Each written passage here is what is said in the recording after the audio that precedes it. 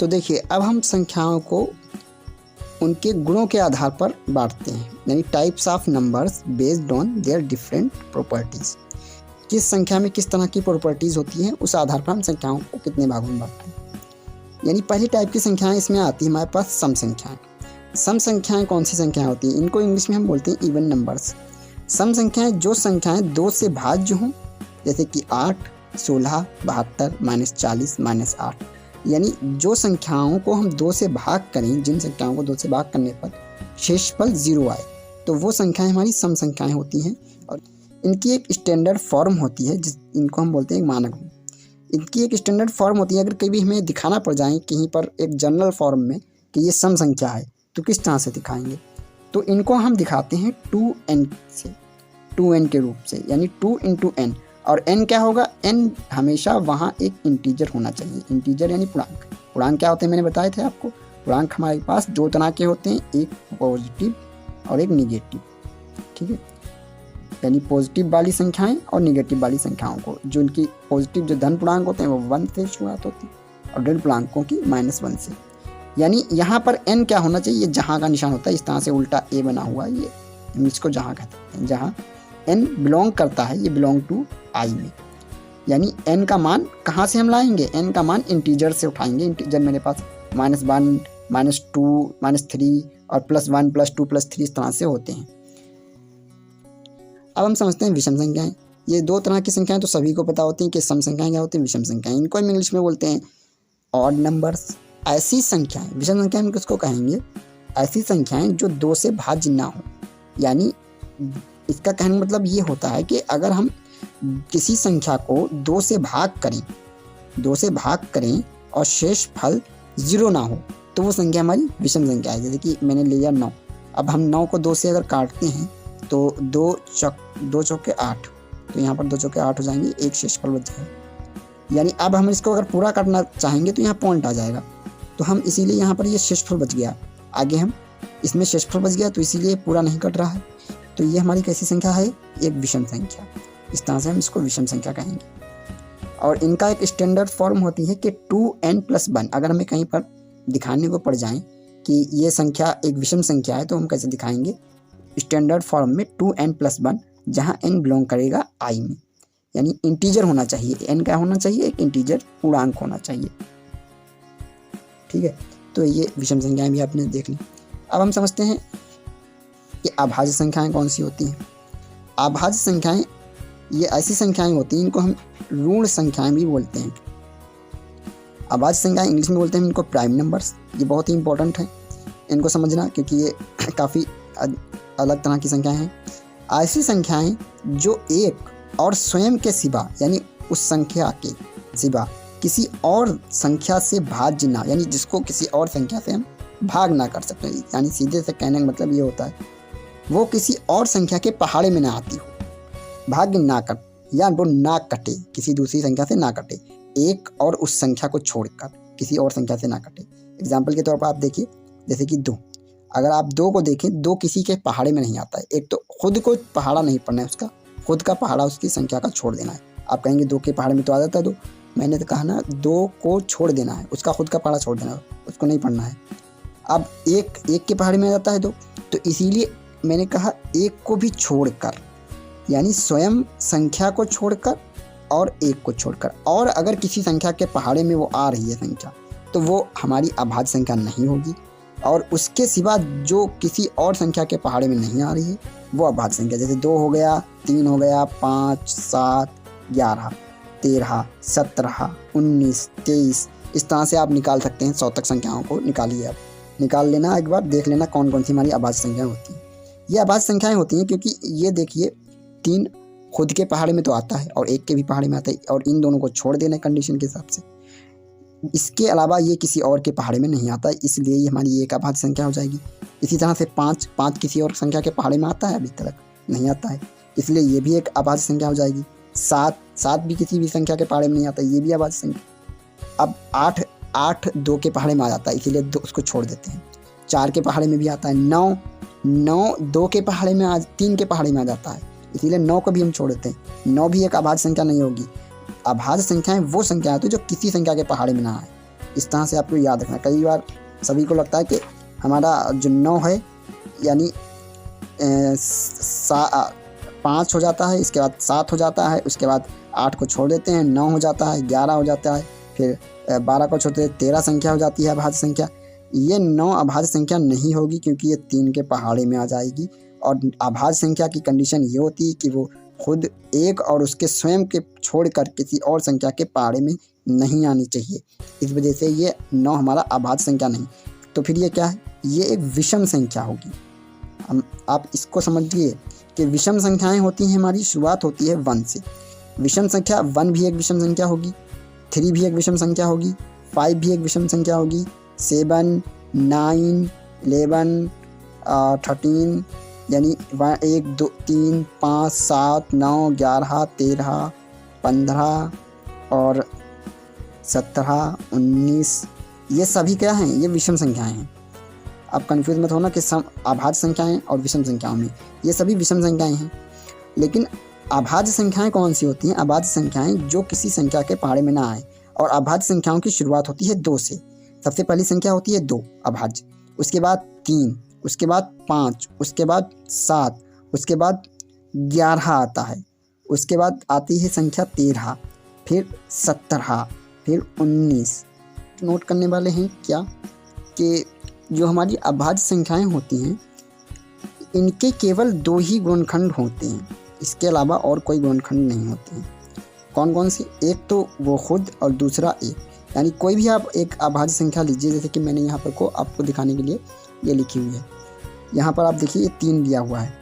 3 अगर देखा जाए तो इसके कितने गुणनखंड होंगे? तो इसके कितने गुणनखंड कर सकते हैं? जैसे मैं आपको कहूँ 6 के कितने गुणनखंड कर सकते हैं आप? 2 × 3। एक तो ये होगा, एक ये होगा, और एक इसमें हम लिख सकते हैं × 1, यानी इसके 2 से ज़्यादा गुणनखंड हो गए। इसी तरह से अगर आपको लिख दें मैं 16, कोई 28, कुछ भी संख्या लिख दें तो उसके आप देखिए 2 से ज़्यादा गुणनखंड हो जाते हैं जो अभाज्य नहीं होती है। लेकिन जो अभाज्य संख्या होती है उसके केवल 2 ही गुणनखंड होते हैं। एक वो संख्या जो होगी और दूसरा उसका गुणनखंड हो जाएगा 1। यानी अभाज्य संख्याओं के 1, 2 से ज़्यादा गुणनखंड नहीं हो सकते हैं। इसी तरह से देखिए आप कोई भी संख्या अभाज्य उठा लीजिए, 11 है तो 11 के भी 2 ही गुणनखंड हो सकते हैं। कोई भी संख्या उठा लीजिए इनमें से तो उसके गुणनखंड लीजिए 2 ही होंगे। इसमें एक नोट पॉइंट ये है कि केवल 2 पूरी सभी संख्याओं में, जितनी भी सभी संख्याएं हैं तो उनमें केवल 2 ही एकमात्र ऐसी अभाज्य संख्या है जो सम भी है और अभाज्य भी है, यानी और सबसे छोटी। अभाज्य सभी अभाज्य संख्याओं में केवल 2 ही एक ऐसी एकमात्र संख्या है जो सम है और अभाज्य है और सबसे छोटी है। इसके अलावा कोई भी सबसे छोटी सम अभाज्य संख्या नहीं है, ना ही इससे बड़ी। सभी संख्याएं इसके बाद कैसी हैं? सभी संख्याएं विषम हैं, कोई भी अभाज्य संख्या सम नहीं होती है। यानी जितनी भी अभाज्य संख्याएं हैं हम उनको विषम कह सकते हैं 2 को छोड़कर, लेकिन सभी विषम संख्याओं को अभाज्य संख्या नहीं कह सकते हैं। तो इस तरह से हम कह सकते हैं। तो इस तरह से आपको अभाज्य संख्याएं भी समझ में आई होंगी, आई होप। अब 1-2 कुछ संख्याएं और हैं उनको भी समझ लेते हैं। संयुक्त संख्याएं क्या होती हैं? इनको हम भाज्य संख्याएं भी बोलते हैं। तो भाज्य संख्याएं वही अभाज्य संख्याओं का उल्टा, यानी जो अभाज्य संख्याएं होती हैं उनको हम अभाज्य, और जो भाज्य होती हैं यानी जो कट जाती हैं वो हमारी भाज्य संख्याएं कहलाती हैं या संयुक्त संख्याएं कहलाती हैं। यानी जो संख्याएं अभाज्य नहीं होती उन ऐसी संख्याओं को हम भाज्य संख्या कहते हैं। ऐसी संख्याएं जिनके 2 से अधिक फैक्टर हो जाएं यानी गुणनखंड हो जाएं तो उन संख्याओं को भी हम संयुक्त संख्याएं या भाज्य संख्याएं कहते हैं। जैसे कि हमारे पास है 4, इस 4 के हमने फैक्टर किए तो एक तो 2 हो गया, फिर 2, फिर 1, यानी इसके टोटल 3 गुणनखंड आ गए। इस 6 के टोटल कितने गुणनखंड आए? 2 × 3 × 1। तो इस तरह से इनके 1 से ज़्यादा गुणनखंड हो जाते थे। मैंने लिया 12, तो 12 के गुणनखंड किए 2 × 2 × 3 × 1। तो इस तरह से देख सकते हैं जिन संख्याओं के 2 से ज़्यादा गुणनखंड हो जाते हैं वो संख्याएं हमारी भाज्य संख्याएं कहलाती हैं। यहाँ पर देखिए मैंने दिखाया है कि किस तरह से अभाज्य संख्याएं होती हैं। अभाज्य संख्याओं के केवल 2 ही गुणनखंड होते हैं। ये संख्याएं इनको इंग्लिश में बोलते हैं कंपोजिट नंबर्स। इसके नाम जरूर याद रखना आप इंग्लिश में, बहुत इंपॉर्टेंट होता है, कई बार दिखाने पूछा जाता है हमसे। तो सहभाज्य संख्याएं कौन सी होती है हम समझते हैं। सहभाज्य संख्याएं इनको इंग्लिश में बोलते हैं को प्राइम नंबर्स। ये हमेशा जोड़े में होती हैं। अब एक बात याद रखना कि ये हमेशा हमें कैसे मिलेंगी, जोड़े में। जैसे कि अभी हमने देखा हमारे पास भाज्य संख्याएं, एक सिंगल संख्या को हम भाज्य बोल सकते हैं। कोई भी 4 है, 6 है, 8 है, 10 है, इन सभी संख्याओं को हम भाज्य संख्या बोल सकते हैं क्योंकि इनके 2 से ज़्यादा गुणनखंड हो जाते हैं और ये किसी भी संख्या से कट जाती हैं। यानी 2 से कट जाती है, ये 5 से कट जाती है, ठीक है।